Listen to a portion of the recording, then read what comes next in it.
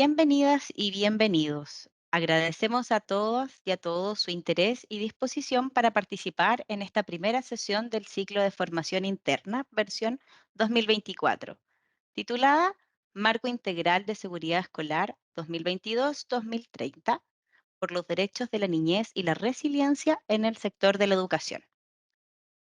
Para iniciar esta actividad, introducir y contextualizar el tema, quisiéramos compartir con ustedes una breve referencia sobre el marco presentado por la Alianza Mundial de la Reducción del Riesgo de Desastre y la Resiliencia en el sector de educación. El marco integral de educación escolar proporciona un enfoque integral de la resiliencia y la seguridad frente a todos los peligros y riesgos que enfrentan las poblaciones, sistemas y programas del sector de la educación y protección de la infancia. Apoya las estrategias de acceso, calidad y gestión en el sector educativo. Para nosotros es muy grato compartir con ustedes este espacio que tiene como propósito mantenernos actualizados en torno a diversas materias de interés con miras a mejorar la calidad de la gestión de procesos, funciones y lineamientos en nuestro trabajo. En esta ocasión nos acompaña Paula Klenner, oficial de educación de la Oficina Regional Multisectorial de la UNESCO en Santiago. Bienvenida, Paula. Muchas gracias por aceptar esta invitación a compartir en este espacio de formación. Iniciamos saludando a Margie Muñoz Verón, jefa de la División de Protección de Derechos Educacionales, a las y los directores regionales presentes y a todos los colegas, funcionarios y funcionarias de las oficinas regionales de nuestro país que nos acompañan hoy. Le damos comienzo a esta sesión invitando a la jefa de división que dará un mensaje introductorio para esta actividad. Adelante, Margie, por favor. Muchas gracias, Melissa. Bienvenidos a todas y todos. Primero que nada, un gusto saludar a los equipos funcionarios y funcionarias de las direcciones regionales, a los directores regionales presentes y también agradecer y saludar a Paula y a través de ella a todo el equipo de UNESCO que tan gratamente han accedido a colaborar y articularse con nosotros para poder abordar este primer ciclo formativo. Como bien decía Melissa, tiene como temática que nos puedan informar y contar respecto del marco integral de seguridad escolar 2022-2030 por los derechos de la niñez y la resiliencia en el sector educación.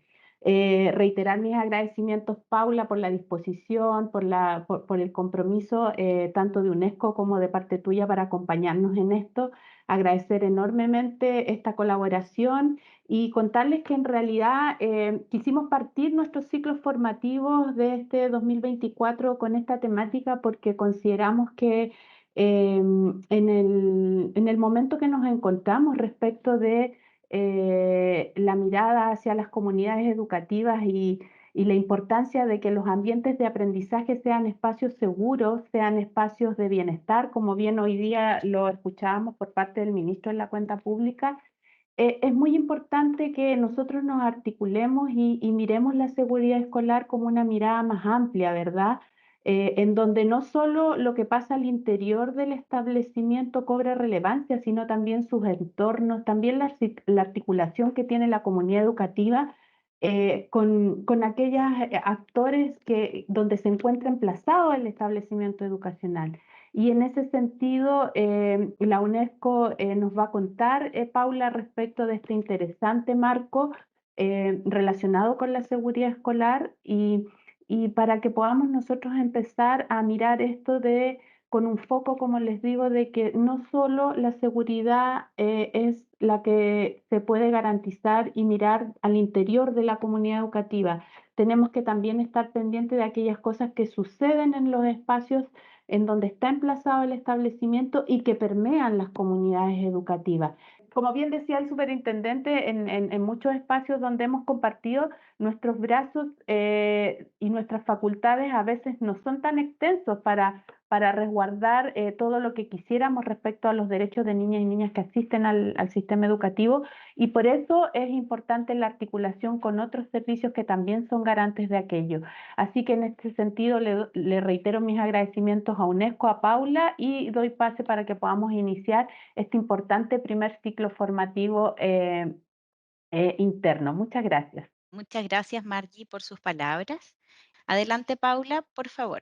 Muchísimas gracias por la presentación, colegas. Muchísimas gracias a Margie, a la división y a las y los colegas que han estado en la preparación y en el detrás de cámaras de esto. Está bien de moda la seguridad escolar. Y digo de moda en el buen y mal sentido. Y voy a partir conversando un poco provocadoramente sobre esto porque no me cabe ninguna duda desde que desde la superintendencia hace algunos años han estado discutiendo temas de seguridad escolar. Y digo temas porque en general cuesta identificar cuáles son las categorías de seguridad escolar. Y la presentación que les quiero compartir el día de hoy y también las reflexiones, y ojalá, yo estaba buscando el chat además, pero no me aparece, así que eso va a ser un desafío para mí, pero ojalá que podamos compartir, que ustedes si quieren me interrumpen, levantan la manito y hacemos una conversación también, es poder identificar cuáles son esas categorías de seguridad escolar. ¿Qué queremos decir cuando hablamos de seguridad escolar? Y que no sea esta masa indiferenciada de conceptos que, por un lado, se prestan a ser politizados de una manera bien compleja y que cuestan en el fondo abordar cuáles son las medidas que en teoría debésemos implementar para tener mayor o mejor seguridad escolar.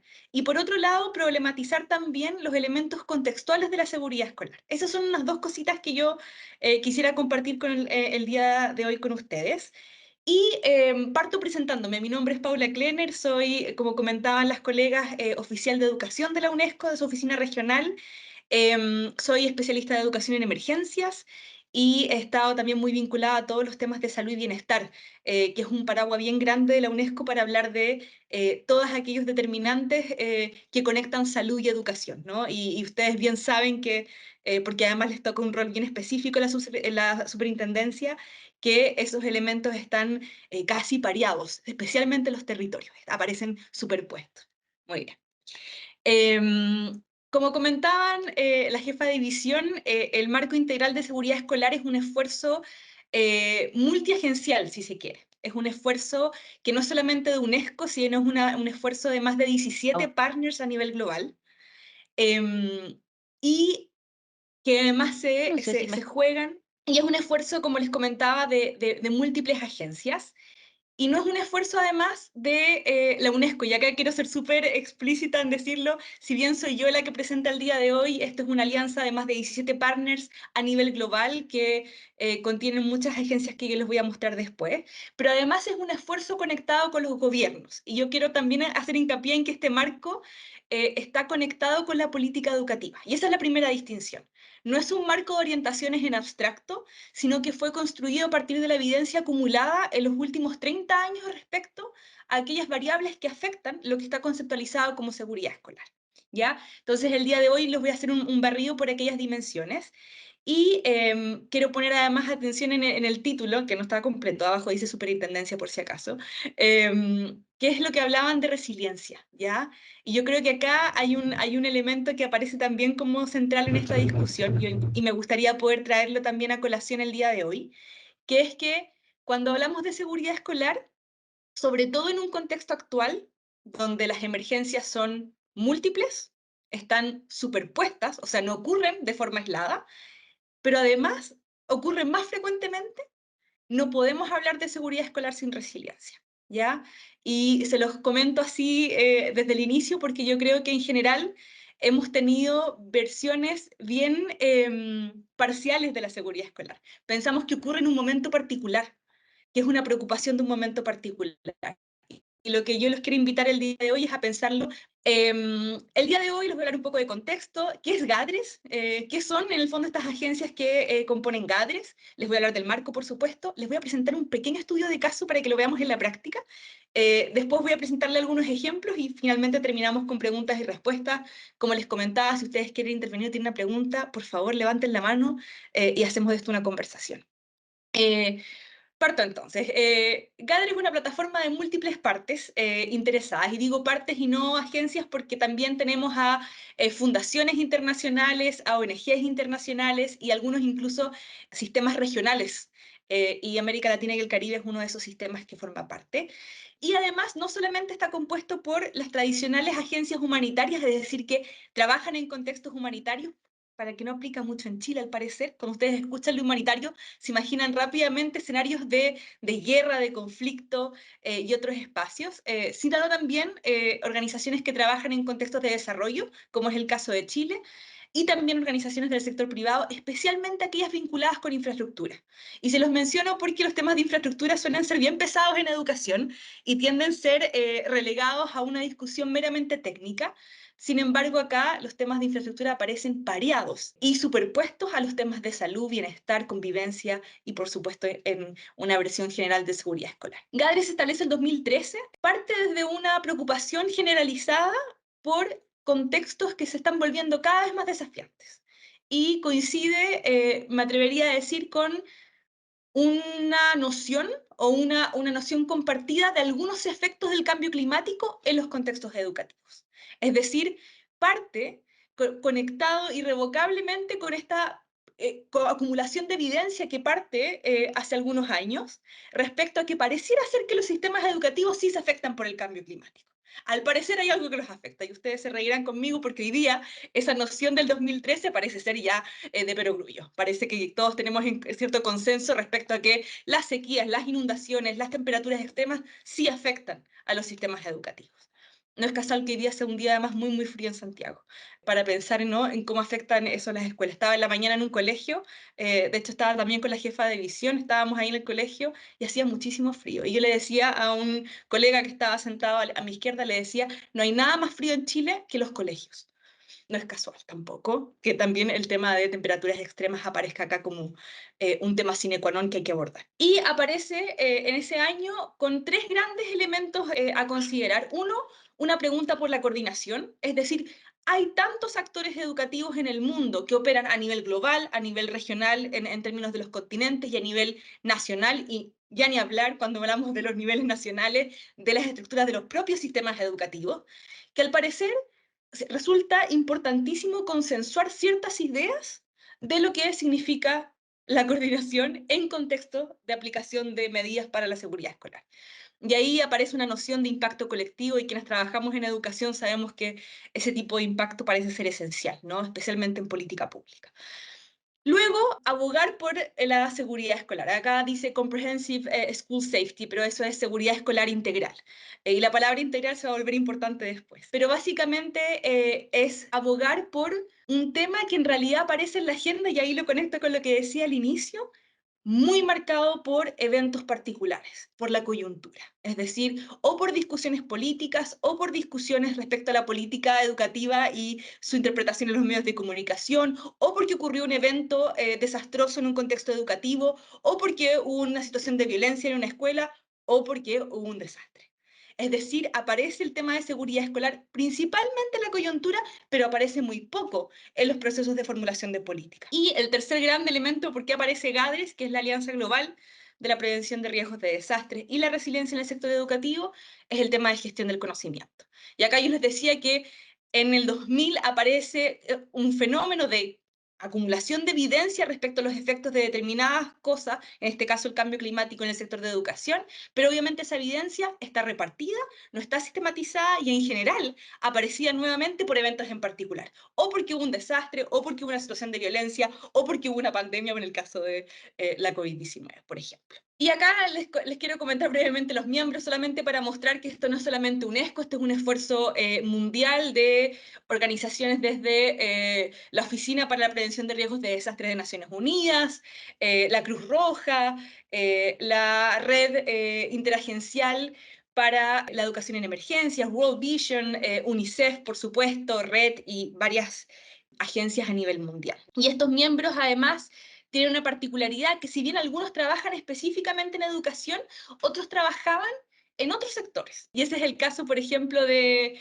UNDRR, que ven ahí, la Oficina para la Reducción de Riesgos de Desastre, cuando empezamos a ver en determinado, hace más o menos 20 años, que los efectos en la educación lograban reducir las ganancias históricas, perdón, los efectos del cambio climático, por ejemplo, en la educación, lograban reducir las ganancias históricas de los sistemas educativos.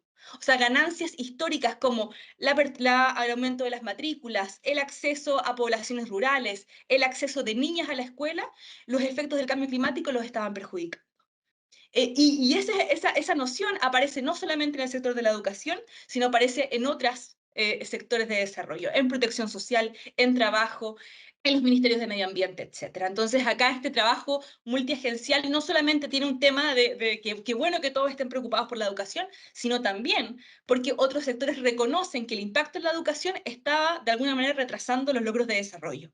Y eso es algo que era una idea un poco argumentada hace algunos 10 años y hoy día parece ser algo indiscutible, ¿no? Cuando ocurre un desastre, lo que vemos en los territorios es un retroceso respecto a los logros históricos sectoriales, ya sea en trabajo, en vivienda, en educación, en salud. Y acá está lo que les comentaba de la gobernanza un poco de GADRES que tienen que ver con los afiliados regionales. Y esto es importante porque acá es donde GADRES se operacionaliza en los territorios.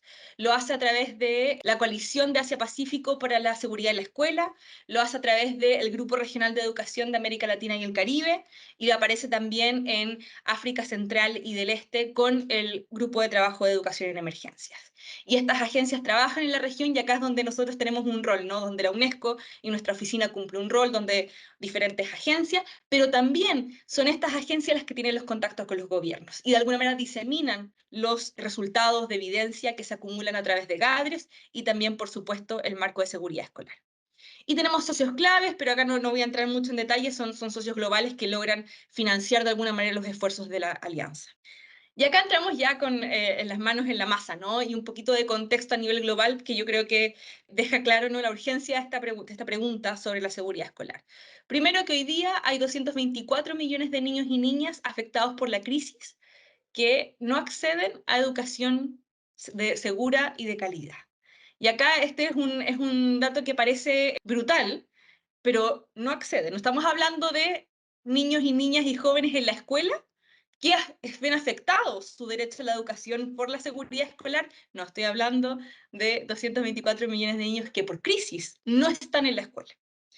Después vemos un aumento del 20% de los ataques, nos referimos con ataques a la educación, ya sea a milicias, ya sea a guerras, ya sean ataques de bombas en escuelas, como lo que vemos en Ucrania, en Gaza, en Palestina y en otros contextos, sino también algunos ataques pensados como estos ataques de crimen organizado en contextos escolares. Y vemos un 20%, imagínense, un 20% de un año a otro.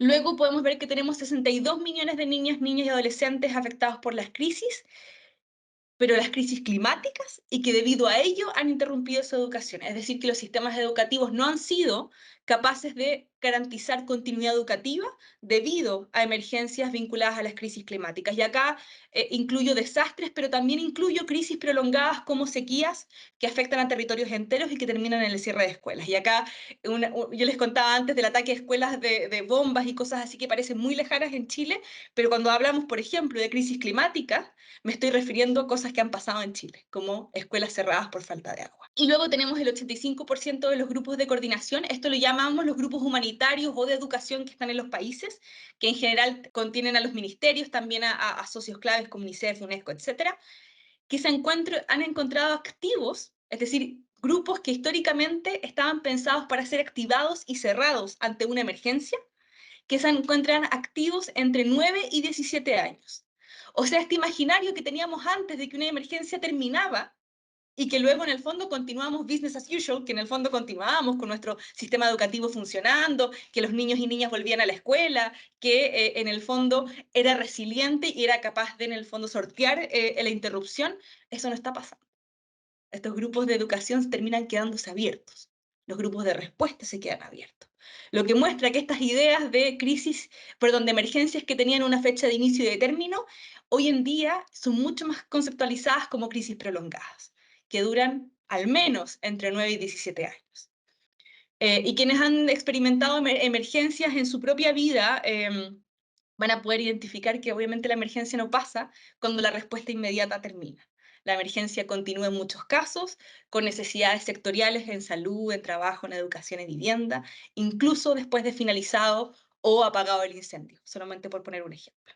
Esto es una repetición, pero solamente quería contarles que en este escenario pareciera ser que proteger la educación ya no es un detalle, ya no es una acción voluntaria que podemos optar o no siendo gobierno, o no es solamente la agenda de un gobierno en particular.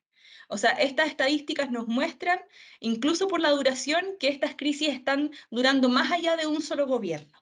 Y eso nos hace pensar también que las soluciones políticas y de sistema tienen que también durar más allá de un solo gobierno y que la educación pareciera ser condición necesaria para repensar también los modelos de desarrollo. Es decir, si la educación no es resiliente, es muy difícil que los otros sectores lo sean. Ya, yo quería hacer un ejercicio, pero no veo acá que tenga chat. Entonces me van a perdonar que tal vez les diga, bueno, tampoco puedo ver la lista de participantes, pero quiero pedirles tal vez a la audiencia y a las y los colegas que nos acompañan hoy día que me cuenten una cosa que los haga sentir inseguros. Una cosa. Entonces, si alguien puede levantar la manito y contarme una cosa que los haga sentir inseguros, me serviría mucho para construir esto en conjunto. Perfecto. Justo me había desilenciado para eso y también para comentarte, en la barra de arriba de Team podrías ver el globito del chat y la cantidad también de la gente participante, pero si no, nosotros te vamos leyendo lo que dice el chat. Por ejemplo, Ah, Hugo buenísimo. de la quinta región coloca los incendios. La quinta región Los obviamente incendios. siempre se ve afectada por incendios. Me hace sentir insegura la posibilidad de ser afectada con algún robo, con delincuencia, que me afecta a mi contexto, que generalmente uno como que lo ve en la afectación personal, ¿cierto? Ujú. Eso me pasa a mí un poco con la inseguridad, es asociada como al robo, al ataque. Tendemos, delincuencia nos dicen en el chat. Encerronas, Delincuencia. Una delincuencia, encerrona. encerrona, imprudencia de Espérate, oye, conductores de ahí, automóviles en yo zonas voy. urbanas. Pase.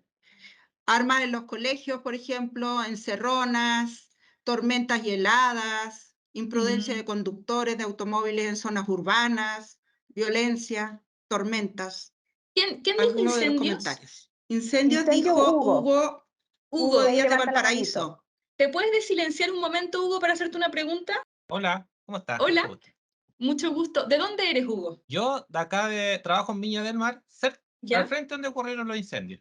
Al frente, perfecto, ya. Voy a ocupar a Hugo como ejemplo porque yo creo que es central. Cuando hablamos de la inseguridad o de la seguridad, es eminentemente contextual. O sea, es imposible pensar en la seguridad sin contexto. Y se los cuento así porque cuando Hugo dice, mi sensación de inseguridad son los incendios, y él vive además en una zona repetidamente afectada por incendios, por temas topográficos, por temas de acceso al agua, por temas de climáticos, etc., es eminentemente contextual. Yo les iba a compartir que yo me siento insegura cuando estoy en una calle sola. Cuando estoy caminando en una calle sola y alguien aparece caminando atrás mío. Y si esa persona además es un hombre, me pongo más nerviosa aún. Eso es eminentemente contextual, eso es porque yo soy una mujer. Y porque además tengo una historia de encuentros sistemáticos en contextos de calle que me han hecho sentir vulnerada en otros contextos. Y cuando decían otros colegas las armas en los colegios, eso inmediatamente lo vinculo con el trabajo que tienen.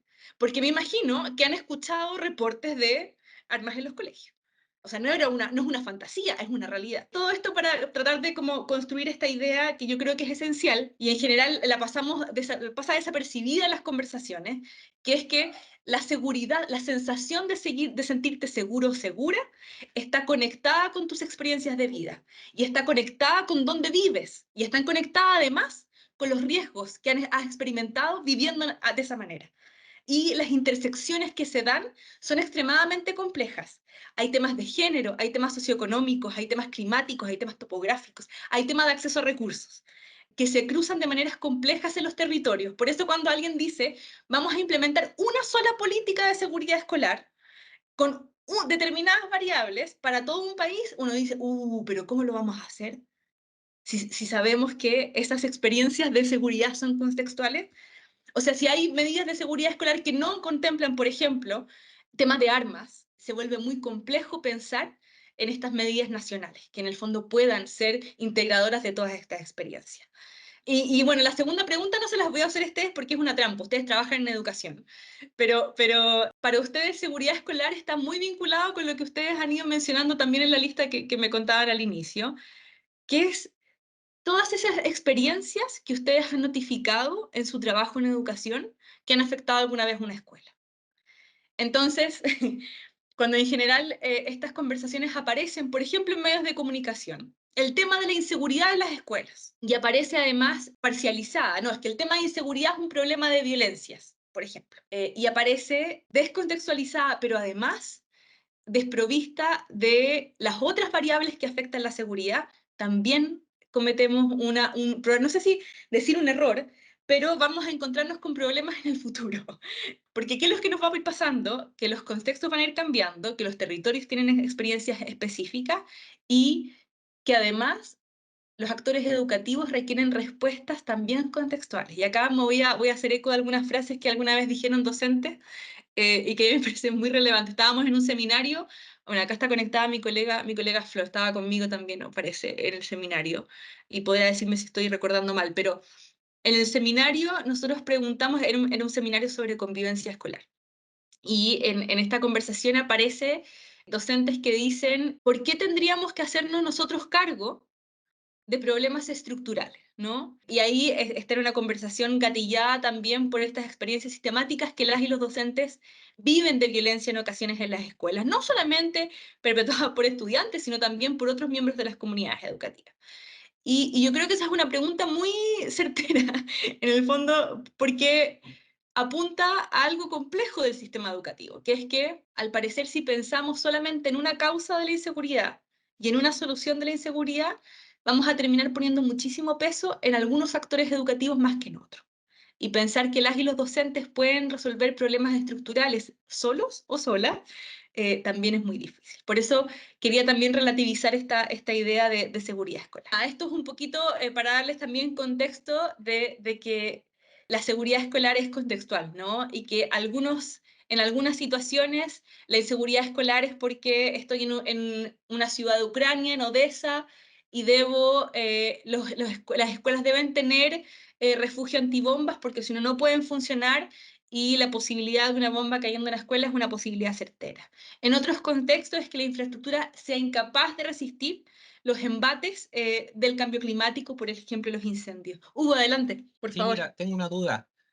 Dígame. Me surge a propósito como de los contextos que tú hablas, porque claro, y si uno los lee así, por lo menos en la PPT que estamos viendo ahora, Ujú, son cosas que uno podría decir como que exceden a las posibilidades de que la escuela pueda tener un control, ¿ya?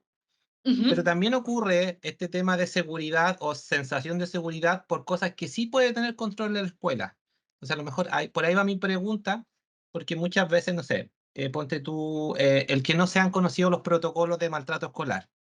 Y hay Ujú, mucha situación de maltrato y claro, pues los papás, las mamás dicen el colegio no hace nada, no tiene ningún, o lo que escuchamos muchas veces nosotros de los docentes, dicen a nosotros nadie nos protege, porque no tenemos nada que nos proteja. Y cuando uno habla con ellos, le dice, pero usted ha visto el protocolo de maltrato que en caso de que usted sea víctima de maltrato, lo tenga que activar, o usted ha visto el plan de convivencia escolar donde tienen que haber estrategias de prevención de violencia que el colegio sí tiene que adoptar. ujú. Entonces, por ahí va mi pregunta, si va como la mirada o el análisis va en cosas externas a la escuela o también internas respecto a la seguridad Ya, escolar. perfecto. No, buenísima pregunta. Muchas gracias, Hugo. Ambas. Ambas. ¿Por qué? Porque la pregunta que estamos haciendo cuando nos preguntamos sobre seguridad escolar no es sobre qué cosas la escuela tiene control, sino es qué cosas afectan el acceso, la permanencia, la culminación y la experiencia de una educación segura y de calidad. Y yo creo que tú das en el clavo, porque la pregunta ahí no es eximir de ciertas responsabilidades a los diferentes niveles, significa, sino más bien al revés, identificar a qué niveles de competencia le corresponde qué. Entonces, cuando avancemos un poquito más adelante en lo que ofrece el marco como estrategia, vamos a ver que las responsabilidades no son las mismas para todos los niveles. Y que a nivel de escuela, por supuesto que hay algunos problemas estructurales que le exceden, pero que las intervenciones deben ocurrir en algún lugar, porque sí están afectando la continuidad educativa. Dicho de otra manera, y solamente por si no fui demasiado clara, la pregunta es por la afectación del sistema educativo en general y después la respuesta está dividida por niveles de responsabilidad.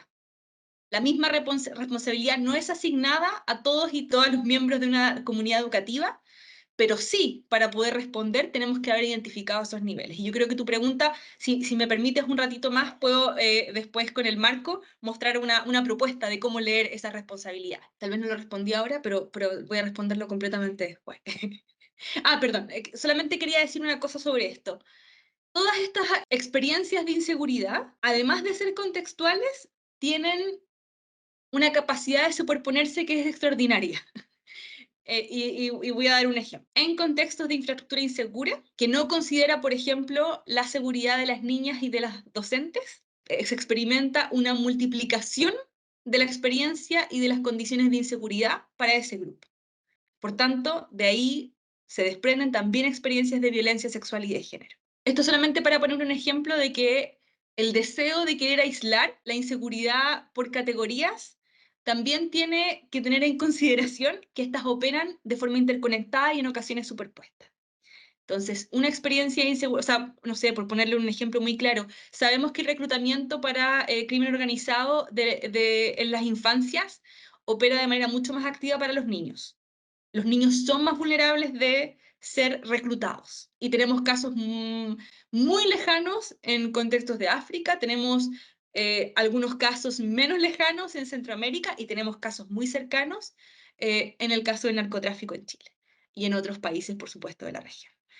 Todo esto para, en el fondo, decir que si no hacemos una lectura contextual de a quiénes afecta de forma específica estas experiencias de inseguridad, la posibilidad de actuar también se nos nubla. ¿Por qué es clave un marco integral de seguridad escolar? Y acá viene la palabra integral que yo les decía al inicio, versus un marco de seguridad escolar, ¿no? Decimos integral porque opera no solamente en la respuesta inmediata, sino también en las respuestas posteriores y las respuestas anteriores.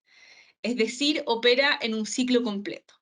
Acá yo les puse como ejemplo el ciclo de respuesta humanitario, que es lo que nos dicen en educación en emergencias que tenemos que responder. Entonces nos dicen, ocurre una emergencia y usted hace un análisis de necesidades.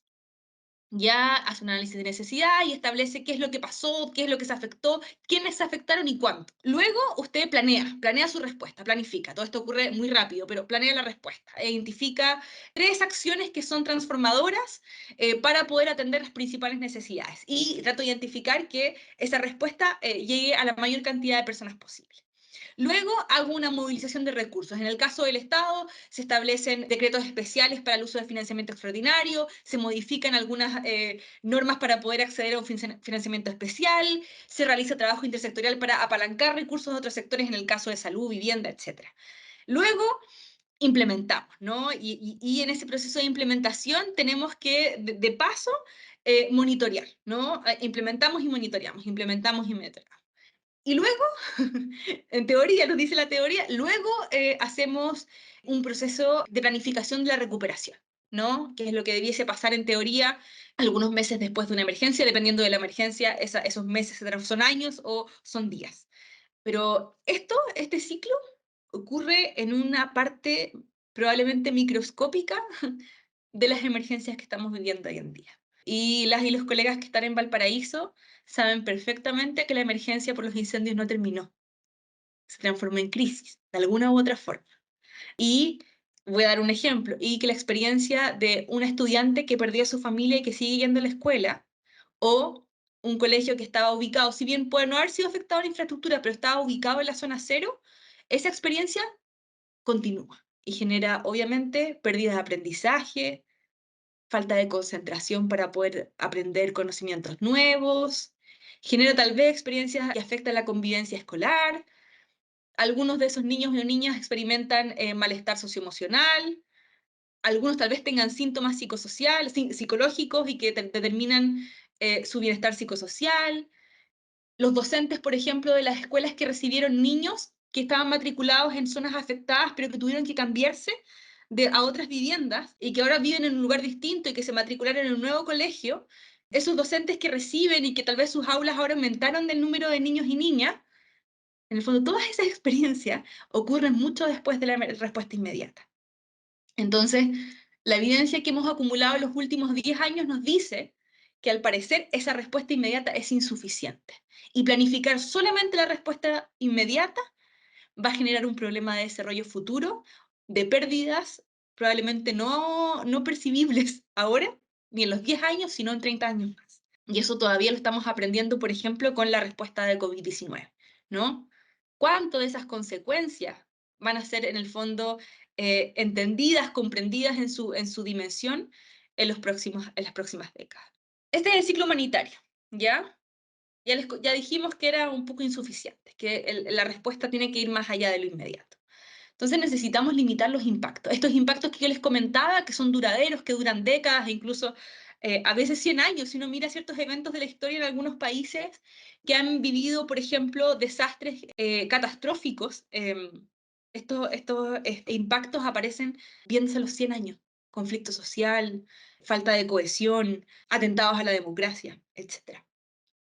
Entonces aparece un convencimiento de las comunidades internacionales y también de las regionales y nacionales de que hay que limitar los impactos, que si bien sabemos que existen elementos que impactan radicalmente la provisión educativa, estos tienen que ser disminuidos. Y ahí aparece el marco, ¿no? Y es un marco que tuvo una primera versión y que luego se revisa el 2022 precisamente y es lanzado ese año precisamente por entender que las respuestas anteriores ya no eran suficientes. Y no solamente se trata de limitar los impactos, y acá voy a la parte que quería también llegar al final de la introducción, ¿no? Se trata también de definir cuáles son los estándares mínimos para esa limitación de impactos. Y acá es donde el rol de la superintendencia y de todo del sistema de garantías de la calidad de la educación tiene un rol importantísimo, ¿no? Y que yo creo que está iniciándose en Chile esta conversación.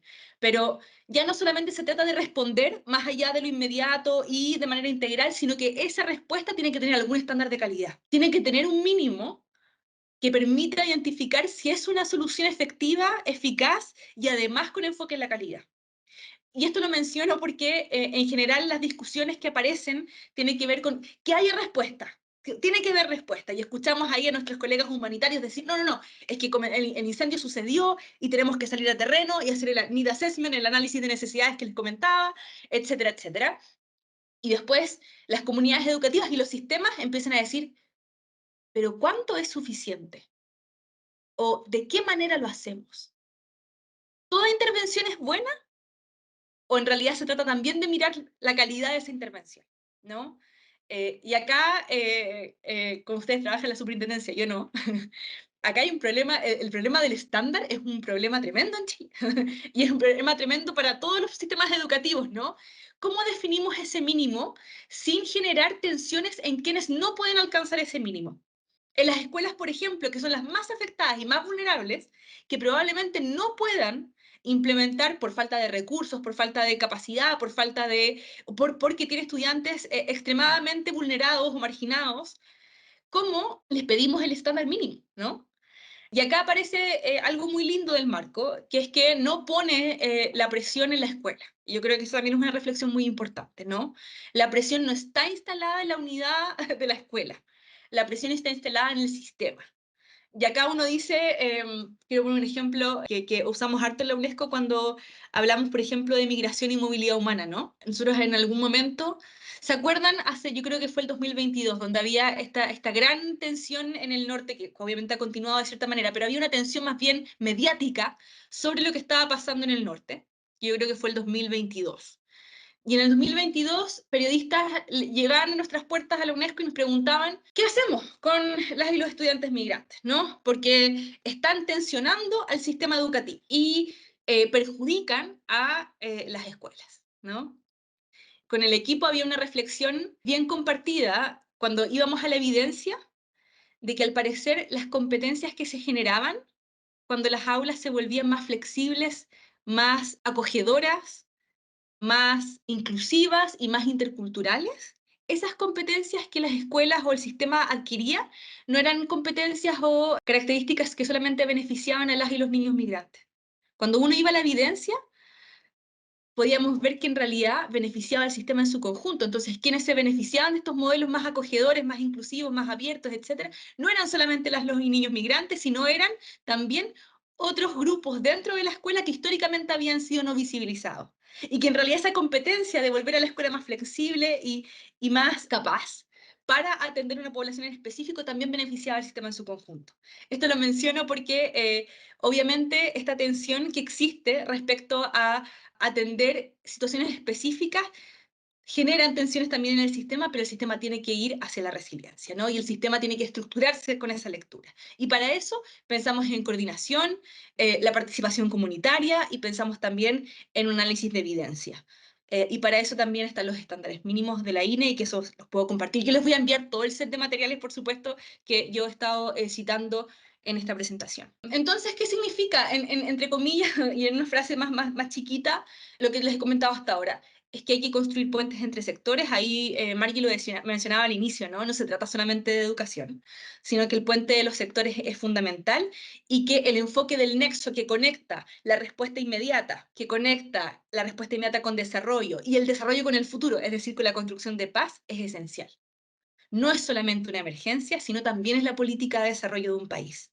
Por eso cuando hablamos de seguridad escolar no nos estamos refiriendo a la respuesta a un desastre, estamos hablando del modelo educativo en general. Ya, y acá está lo interesante del marco y que probablemente con algo se quedan de la presentación y les pido colegas que me indiquen después si me estoy pasando el tiempo, pero si con algo se quedan de esto es que no es un enfoque que aborda un peligro o un riesgo, sino que es un enfoque de todos los peligros y de todos los riesgos.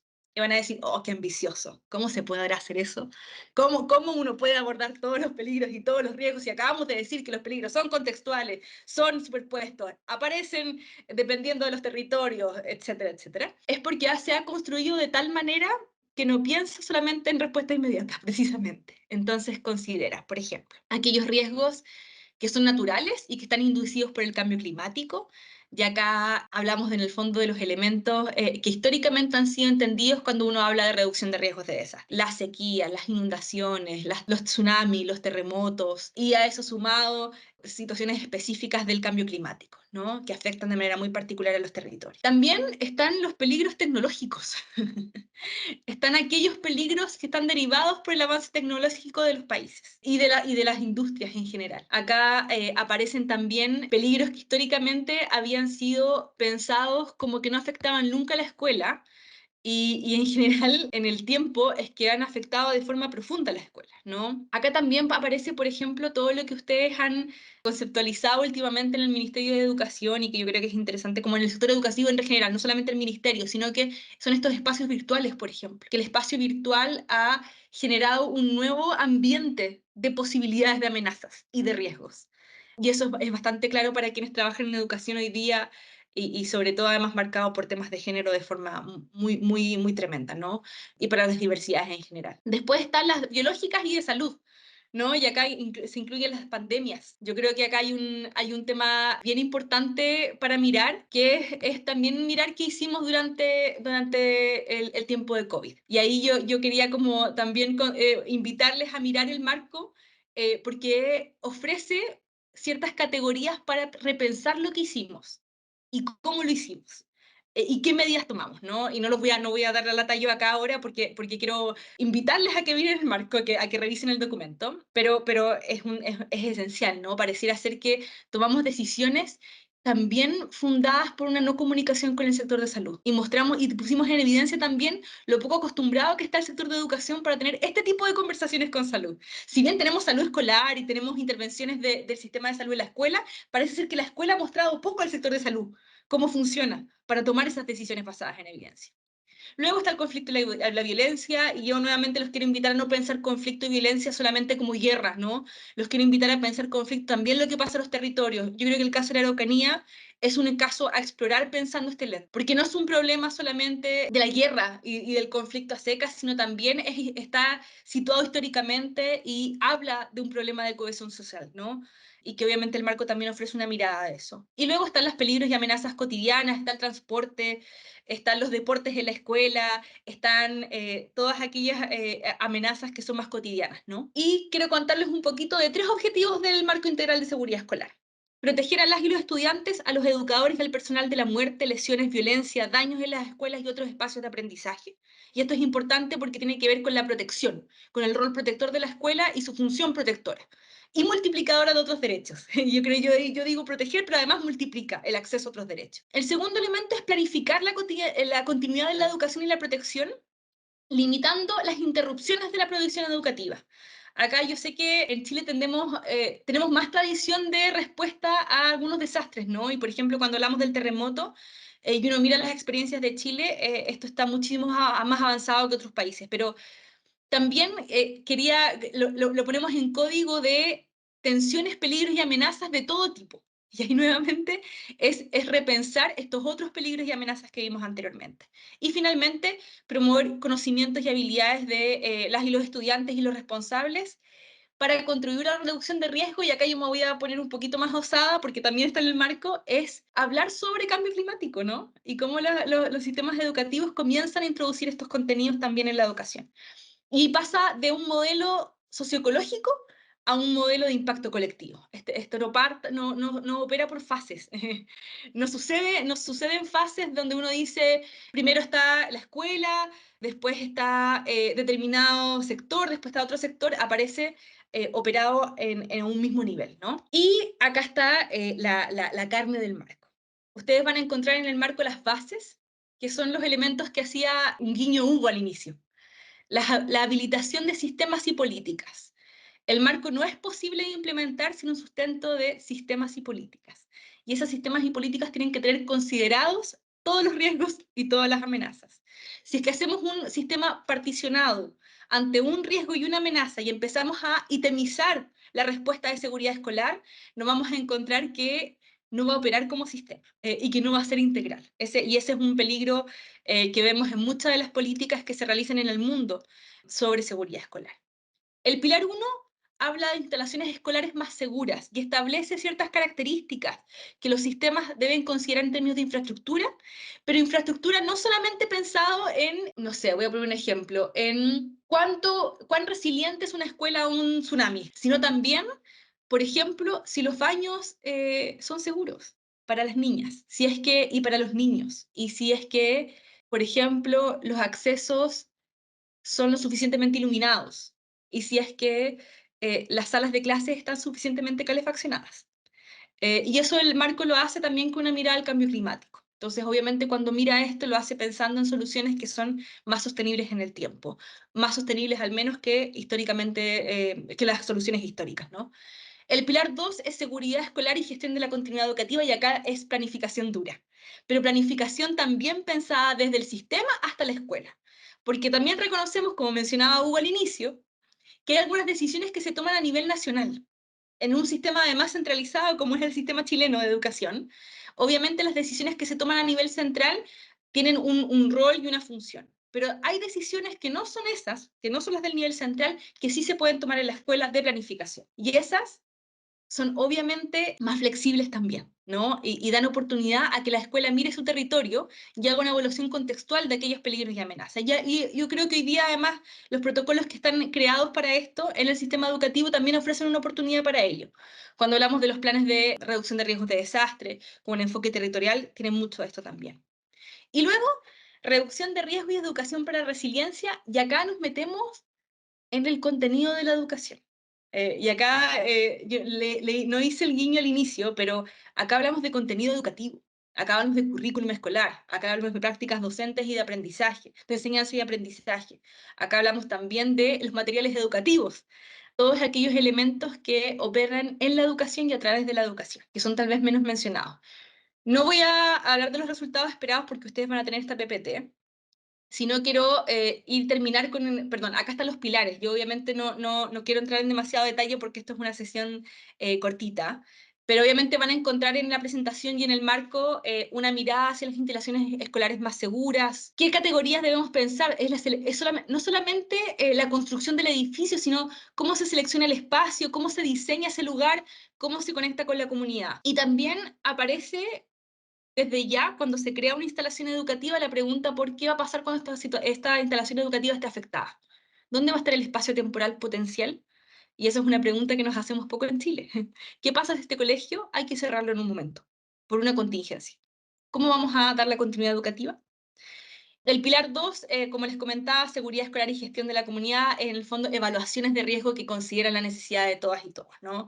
Ahí debiese decir el personal. Los planes de continuidad de la educación para todos los peligros no pueden ser solamente planes que miren la violencia atomizada, en un espacio en particular, o solamente los peligros cotidianos, sino que son más bien generales, ¿no?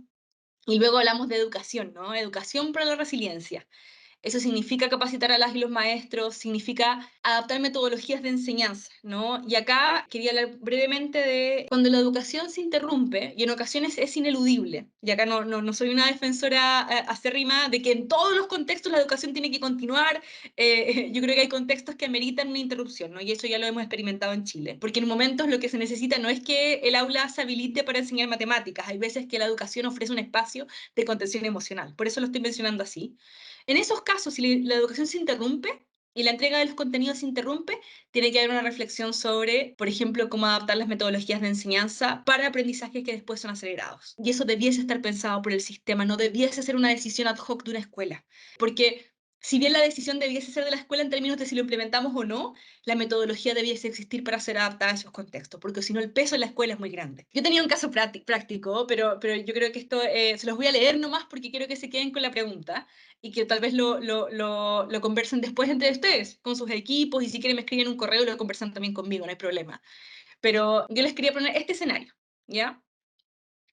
Ustedes forman parte de un equipo educativo que trabaja en una zona rural de Curanda, que es un país ficticio que se me ocurrió hace un par de horas atrás, porque había un nombre que era más difícil. Un país ficticio que está afectado por la sequía y las olas de calor, donde varias escuelas corren el riesgo de sufrir peligros naturales e inducidos por el cambio climático, como inundaciones, ciclones y olas de calor. O sea, no solamente está afectado por la sequía, sino que además está potencialmente afectado por otros riesgos. Una de las escuelas de su comunidad, la Escuela Santa Catalina, está situada en una región árida propensa a las sequías y las olas de calor. Además, la Escuela Primaria Santa Catalina sirve como zona de acogida de familias que debido a desastres y sequías en sus ciudades han debido desplazarse internamente y ahora están llegando al lugar donde está situada la Escuela Santa Catalina. Debido a las duras condiciones climáticas, la Escuela Santa Catalina se enfrenta a importantes desafíos de seguridad. La escuela carece de infraestructura adecuada para soportar fenómenos meteorológicos extremos y tiene un acceso limitado a agua potable e instalaciones de saneamiento. Además, la comunidad escolar es vulnerable a la inseguridad alimentaria y muchas familias confían en el programa de alimentación escolar como fuente vital de nutrición para sus hijos e hijas. Recientemente, ha habido un aumento en la frecuencia e intensidad de las sequías y las olas de calor en la región, lo que agrava los desafíos que enfrenta la Escuela Santa Catalina en general y de forma específica, es decir, ya afectada históricamente, pero además afectada específicamente ahora. Como resultado, la escuela a menudo cierra sus puertas durante periodos prolongados debido a condiciones climáticas peligrosas, lo que interrumpe la educación de los niños y niñas vulnerables, incluidos los refugiados o los desplazados internos mencionados anteriormente. Además, cuando las escuelas están cerradas, hay una disminución notable en la asistencia, particularmente entre las niñas, y un aumento alarmante de los embarazos adolescentes. Ya, este caso yo lo puse, porque hay algunas preguntas que yo les quería como dejar instaladas y, como les decía, feliz de si quieren discutirla en otro momento o entre sus colegas o me envían un correo también. Pero es cómo el marco integral de seguridad escolar puede ser útil para tener un enfoque más integral de la seguridad escolar, pensando en el caso de Santa Catalina. Pensando en una escuela donde está afectada históricamente, está afectada específicamente en el momento actual, y además hay algunos indicadores de la educación, o sea, indicadores a los que tenemos acceso porque estos niños y niñas están yendo a la escuela, que es el aumento de embarazos adolescentes, el aumento obviamente de inasistencias y demás. Y obviamente las otras dos preguntas es cómo ustedes creen que pueden utilizar esta herramienta cuando la revisen en mayor detalle. Y les voy a dejar ahora para las preguntas y respuestas, pero solamente decirles que en el PowerPoint van a encontrar algunos ejemplos de cómo abordar riesgos superpuestos. O sea, de cómo abordar riesgos que operan de manera similar, ¿no? Y acá hay algunos ejemplos sobre cómo los pilares se cruzan entre sí, cómo las categorías se cruzan entre sí, y hay algunos también ejemplos de enfoque de todas las amenazas, ¿no? Como natural y además de conflicto, y obviamente algunos temas. Y finalmente solamente hay un tema de acción anticipatoria que está harto en la palestra de la evidencia últimamente y que es bien interesante mirar porque muestra cómo algunos sistemas de algunas partes del mundo se han vuelto no solamente resilientes o un enfoque en la seguridad, sino también se han vuelto anticipatorios. Hay algunos indicadores que muestran, por ejemplo, que este año vamos a tener más inundaciones. y muestran sistemas educativos que toman medidas específicas considerando algunos datos ya bien de carácter anticipatorio. Y ahí hay unos cruces interesantes. Eso, colegas, muchísimas gracias por haberme escuchado durante 1 hora 10, muchísimo probablemente, pero fue un placer ahí compartir este ratito con ustedes y quedo disponible para lo que necesiten. Muchas gracias, Paula, por tu clara e interesante exposición. Mira, a continuación abriremos el espacio para las preguntas que hasta el minuto tenemos para realizarte. Mira, una de ellas es de Geraldine Herrera que dice, ¿qué datos tienen sobre Chile sobre ataques a la educación que afectan el derecho a esta? Tenemos muy poca evidencia. Y tenemos muy poca evidencia, colegas, y yo voy a ser ahí increíblemente explícita con ustedes, porque en general no los pensamos como ataque a la educación. Y acá es un tema conceptual que yo quería también ofrecerles como en su labor, ¿no? Como parte de sus de funciones, ¿no? Y es una pregunta que yo personalmente no tengo resuelta tampoco, pero y que la UNESCO este año estamos haciendo un esfuerzo y mi colega Florencia también está conectada y que hemos estado discutiendo esto internamente, es que cuando históricamente partió la discusión de los ataques, partió pensada en bombas. Partió en ataques, por ejemplo, de guerrillas, partió pensado en ataques como irrupción de ejércitos en escuelas, la utilización, por ejemplo, de las escuelas por grupos armados, etc. Pero hoy en día yo me atrevería a decir que en nuestra región existen situaciones que nos tienen que hacer repensar esa versión de ataques a la educación. Les pongo un caso. Escuelas que están ubicadas en zonas rojas, es decir, donde sabemos que hay grupos organizados que realizan acciones de o sea, que hay narcotráfico en esa zona en particular y que además existe reclutamiento, donde jóvenes en el fondo están siendo convocados a participar de esos mecanismos, ¿no? ¿Eso es un ataque a la educación? O más aún, y voy a ser más brutal aún, casos donde escuelas se benefician económicamente porque grupos organizados entregan recursos a esa escuela. ¿Eso es un ataque a la educación? Entonces, no, yo eso es una discusión abierta. Feliz si la quieren conversar conmigo. Hemos estado últimamente bien pensando esto no solamente por Chile, sino por el caso de Centroamérica, por el caso, obviamente, más claro, ¿no? Más histórico más bien, más antiguo. Pero yo creo que esto es un tema que tenemos que repensar, que parece ser que la definición tradicional de ataques a la educación ya no es suficiente. Eso es lo que les quiero transmitir. Y que parece ser que tenemos que repensarla. Y para eso se necesita a todos y todas, no solamente a la UNESCO pensando, sino a quienes trabajan en estos ámbitos y tienen acceso a situaciones específicas de violencia en el sector. Eso. Lamento si no fui muy comprometida con una respuesta única. Gracias, Paula. Mira, la siguiente de José Antonio de Bonis dice, se debe distinguir aquellos problemas generados por cuestiones de causa natural, riesgo y o peligro, de aquellas con orígenes antrópicos, dado que las respuestas son diametralmente opuestas. Totalmente de acuerdo. Ahí nosotros tenemos como una cruzada en la UNESCO. Vivimos diciendo que no hay desastres naturales. No existen los desastres naturales, colegas. No existen. Existen peligros o amenazas de carácter natural. Y yo creo que además esa definición está... Y cada vez que escuchen, por favor, a alguien decir, no, es que el desastre natural, ustedes digan, no. Y les pasan ahí una guía de la UNESCO, ¿no? O de UNTRR. ¿Por qué es importante esto? Porque un desastre no afecta de la misma forma a todos los territorios. Perdón, un peligro no afecta de la misma manera a todos los territorios, no se te convierte en desastre en todos los territorios. Y eso es súper claro cuando uno hace esa distinción. Aquellos de carácter antrópico son más desafiantes aún, porque también exigen otro tipo de respuestas pensando en las competencias y las capacidades de determinados territorios. Así que súper de acuerdo con la intervención. Ahí yo creo que es una tarea donde es muy clara que requiere una intervención multisectorial. O sea que esto no puede ser pensado solamente en educación. Por eso cuando ustedes lo van a ver en el marco, cuando lean sobre los assessments, los análisis de situación o la posibilidad de hacer planes, van a tener que mirar lo que dicen los otros servicios que tienen competencias en la materia para tomar determinadas decisiones. Y ahí sí, esos otros servicios y otros sectores no intervienen y no alimentan al sector de educación con información, es muy difícil realizar respuestas integrales pertinentes. Hugo, no sé si tiene el micrófono abierto. Mira, vamos a leer la Ay, última, perdón. que es una reflexión que la verdad la encontramos sumamente interesante de Sergio Camilo Cabrera Uribe, que dice, establecimientos educacionales traspasados a los servicios locales de educación pública presentan serias deficiencias en infraestructura. En algunas regiones extremas, esta realidad se incrementa en zonas rurales. Si bien nuestra institución identifica estas situaciones realizando las respectivas fiscalizaciones, me parece complejo el fenómeno que se produce. Abro comillas. Ingresamos el requerimiento, fiscalizamos, se instruyen procesos administrativos y sancionamos, pero muchas veces no se resuelve la problemática de fondo. Es muy difícil que los servicios locales puedan asumir un gran volumen de establecimientos que requieran reparaciones profundas. Me da la impresión que sancionamos dos veces, aplicamos la multa y restamos recursos para que la comunidad educativa, sobre todo aquellas más precarias, puedan resguardar los derechos de todos sus miembros y hacer las mejoras correspondientes. Absolutamente, y ahí por eso no es casual que estamos teniendo esta conversación el día de hoy. Yo creo que está en la palestra de las discusiones políticas, técnicas y del sector en general, tiene que ver con que esta gran reforma, que es una, hoy día escuchaba al ministro decir que era una de las reformas más, probablemente la reforma más grande que se ha realizado en democracia, requiere esta mirada de multirriesgo, ¿no? Y lo requiere de forma urgente, porque y acá yo estoy absolutamente de acuerdo con la reflexión, porque claro, ustedes sancionan, pero si sancionan muchas veces, ¿qué dejan más vulnerable a la escuela, ¿no?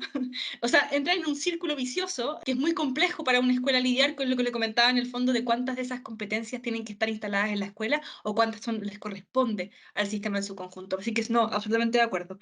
Yo me voy a hacer voy a ser como una activista de los multirriesgos, de respuestas multirriesgo y multipeligro, precisamente por eso. Muchas gracias, Paula. Mira, tenemos con la mano ahí levantada a Margie, le vamos a dar el pase, luego a Hugo por orden de números que nos aparece, y de ahí vamos cerrando la sesión para posteriormente aquellas consultas que queden en el chat, como bien habíamos comentado, van a ser respondidas a sus correos electrónicos. Margie, por favor. Gracias, Melissa. Tengo una duda, Paula. El caso práctico que nos comentaste no es nada muy ajeno, pese a que pasó en otro país, ¿No? en otro mundo, pero no es nada muy ajeno a lo que nos pasa frente a, como tú bien decías, las amenazas o los peligros de la naturaleza o este cambio climático. ¿Tienen ustedes experiencia o conocimiento de experiencia de otros países en que los establecimientos no sean la primera respuesta para albergar a las familias? Porque frente a las amenazas, nosotros como país lo primero que hacemos es suspender el servicio educativo. Y pasa que los estudiantes entran muchas veces a espacios de vulneración en sus propios hogares, que eso se cubre a veces con la permanencia en el establecimiento, porque están protegidos quizás. Entonces, lo que quiero saber es si hay otros países que el establecimiento no está considerado para eso, porque creo, y lo hemos comentado otras veces, que en eso debiéramos avanzar nosotros de que frente a determinados riesgos o multirriesgos, la respuesta no tiene que ser algo que provoque la suspensión del servicio educativo. No sé si me explico. No, te explicas perfectamente y esto ha sido un tema de arduo debate, no solamente en Chile, probablemente en todos los países que son afectados por desastres de forma regular. La recomendación internacional es que las escuelas no deben ser ocupadas como albergues o zonas de provisiones o de uso militar en contextos donde es más crítico, ¿no? Eso es un consenso internacional por la mayoría de las, no, me atrevería a decir todas las agencias. Habiendo dicho eso, y la recomendación es así siempre, ¿no? Sabemos que en el fondo una escuela ocupada no es solamente una escuela ocupada por el tiempo en que fue ocupada, sino está ocupada después para realizar las limpiezas, está ocupada para poder dejarla habilitada para ser un espacio de aprendizaje. En muchos casos hay daños de infraestructura que se mantienen en el tiempo y que no son resueltos por los fondos de emergencia, etcétera, ¿no? Y eso hace que esta discusión se vuelva más importante que nunca. Habiendo dicho eso, ahí hay un tema, yo creo que es súper importante. En otros países yo me atrevería a decir, bueno, hay algunos países donde la infraestructura efectivamente la única que hay es educación. Y ahí yo digo, la recomendación internacional tiene que ser contextualizada. No creo que ese sea el caso de Chile. Y como yo creo que no es el caso de Chile, ahí hay una invitación claramente a los servicios involucrados en la respuesta. Y ahí aparece un tema clave que yo no lo mencioné, pero creo que es central. La gente en general dice, no, educación no es parte de la respuesta de emergencia.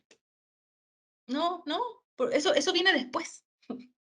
Entonces, en general, históricamente, educación no ha sido parte de los grupos intersectoriales de respuesta de emergencia. Recién, con la nueva ley, eso cambia. Muy recientemente. Y yo me atrevería a decir que eso va a requerir una operacionalización de esa participación, que educación no solamente esté sentado en la mesa, sino que pueda insumar y entregar orientaciones claras respecto a cómo afecta en el fondo al servicio la emergencia y cómo el servicio se enfrenta a los otros sectores. Derivación a salud, identificación de casos, en el caso de familias afectadas, todo eso lo puede hacer educación, pero lo puede hacer siempre y cuando la educación continúe, siempre y cuando el servicio no sea interrumpido. Entonces, en ese caso, la invitación es a que educación se transforme en protagonista también de la respuesta de emergencia para decir, no podemos cerrar las escuelas. Pero para eso no podemos esperar a la siguiente emergencia. Tenemos que empezar esa conversación intersectorial ahora para decir, bueno, y si no son las escuelas, ¿qué va a ser? Definamos desde ya cuáles son esos espacios de infraestructura que permiten ser espacios para ser utilizados como albergues, como centros de recopilación o de acopio, etcétera, y que permiten en el fondo esta conversación. Pero esta conversación tiene que pasar antes. No puede ocurrir al día después de un incendio, no puede ocurrir al día después de un terremoto. Tiene que haber ya ocurrido y haber generado un consenso. Pero, Mari, yo estoy absolutamente de acuerdo y la orientación acá para Chile es bastante clara también. Muchas gracias, Paula. Hugo, por favor, para que nos puedas comentar. Sí, Paula, mira, lo que cuando te escuchaba se me venía mucho a la mente el tema del instrumento que nosotros les pedimos a los colegios que se llama Plan Integral de Seguridad Escolar, el PISA.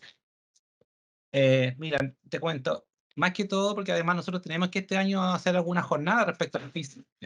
Tenemos que hacer una jornada con los colegios, entonces preguntarte, desde tu experiencia, si han trabajado estas como orientaciones con la escuela y cómo la intencionan, porque muchas veces nos quedamos todos, y como una crítica, como en la reacción frente a casos como, no sé, la balacera, el niño que llevó la cuchilla, pero nos cuesta anticiparnos. Y me acuerdo de una jornada, un colega le preguntó a un director, ¿usted tiene PICE? Sí, esta es una escuela que está en un cerro. Dije. ¿Y su PICE considera en caso de aluviones o que el cerro se caiga, no sé, pues, piedra? No, no tengo nada de eso. Entonces, cuesta movilizar a las escuelas desde el punto de vista de la seguridad, cómo generar estrategias de poder, como, no sé si anticiparse o tener alguna capacidad de respuesta frente a. Entonces, pedirte desde tu experiencia cómo lo abordan, si es que lo han hecho con las escuelas, estas temáticas. No lo hemos hecho acá en Chile con las escuelas. Sí ha sucedido en otros países como Ecuador y se ha sucedido en otros países también como fuera de la región. Todos los planes de seguridad integral en las escuelas son beneficiosos. Bueno, ya el ejercicio es un ejercicio que es positivo. La pregunta por hacer un plan es positiva y moviliza a la comunidad y ahí ustedes me tendrán que contar a mí cómo funciona en Chile y yo feliz de tener un seguimiento de esta conversación porque me interesa muchísimo. Pero ahí mi pregunta, y es una pregunta también como sospechosa, ¿no? Es, ¿cómo se le va a pedir a la escuela que construya un plan de seguridad escolar integral, integral al modo que lo hemos conversado hoy día, todos los riesgos y todas las amenazas?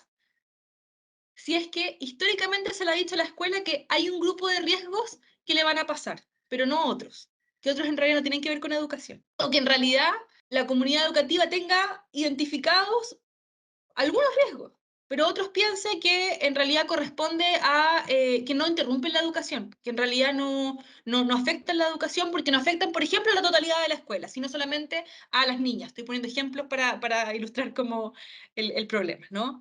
Yo creo que eso es una petición muy tremenda para una escuela, como es una petición que es difícil de abordar.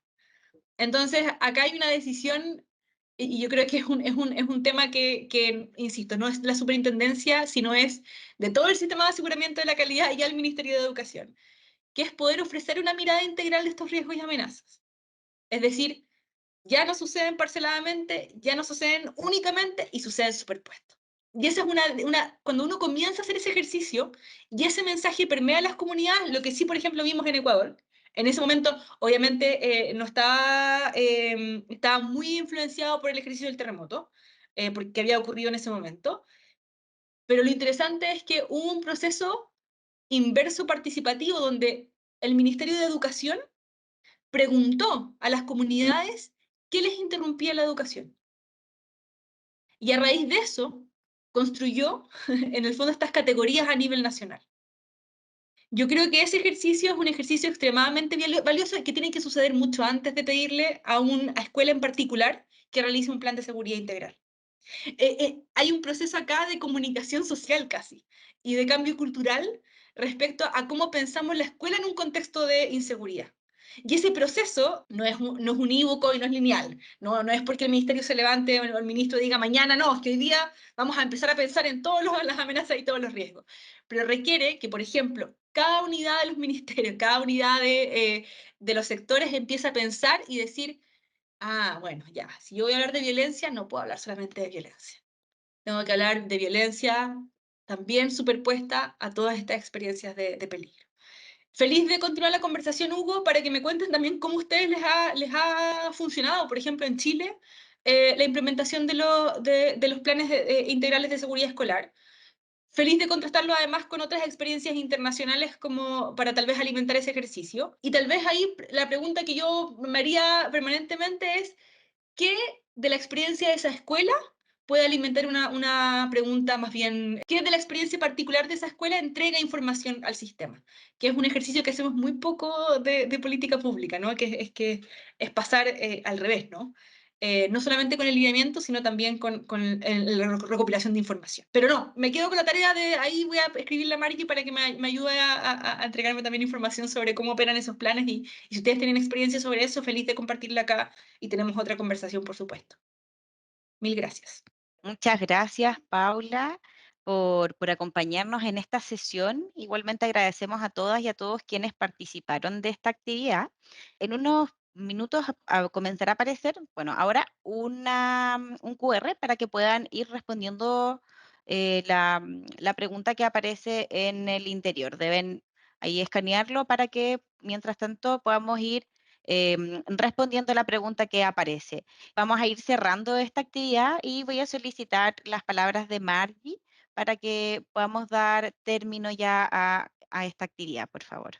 Paula, reiterar los agradecimientos, agradecerle a los colegas, las colegas, a los directores y directoras por conectarse, haber escuchado esta interesante charla de Paula. Grandes desafíos. Yo creo que esto nos invita a que como país tenemos grandes desafíos, también nos invita como institución a la necesidad de una articulación permanente, ¿verdad? Esto que conversábamos, que la seguridad no es solo la infraestructura, tampoco es solo dentro del establecimiento y el espacio educativo. Tenemos que ampliar la mirada hacia donde están emplazadas las comunidades educativas y tenemos que ampliar la mirada a cómo fortalecer nuestra articulación con las distintas instituciones y empujar también desde nuestra vereda a lo mejor la mejora de políticas públicas en estos casos. Agradecerles enormemente, les vamos a compartir la presentación, les vamos a compartir el marco también para que lo tengan. Y bueno, yo sé que contamos, y Paula lo dijo, con toda la disposición de que si tenemos dudas, consultas, compartir inquietudes de lo que ustedes trabajan en regiones con los PICE, con las comunidades educativas, las capacitaciones, poder hacerle consultas y en la que yo estoy segura que Paula con toda su disposición y desde la UNESCO nos van a colaborar. Así que eso, Paula, mil gracias a todos. No, mil gracias a ustedes por el tiempo. Mil gracias. Gracias, Paula. Y al equipo también organizador, al equipo de la división que estuvo detrás, como dices tú, de bambalinas, por decirlo así, colaborando y desarrollando este importante ciclo formativo. Así que muchas gracias. De todas maneras, va a quedar grabado para quienes no se pudieron conectar y después nosotros lo subimos a nuestra intranet para que los colegas que no hayan podido estar conectados lo puedan mirar y también escuchar desde tu propia fuente. Muchas gracias a todos y que tengan una linda tarde y mañana un excelente viernes. Muchas gracias, Margie. Gracias, Paula. Nos despedimos Muchas gracias. muy Cuídense mucho. amable por todo. Aprovechemos de comentar que este año tenemos contempladas otras actividades para abordar materias relevantes para el desarrollo de nuestro trabajo y le informaremos oportunamente de esto. Que tengan una buena tarde. Hasta luego.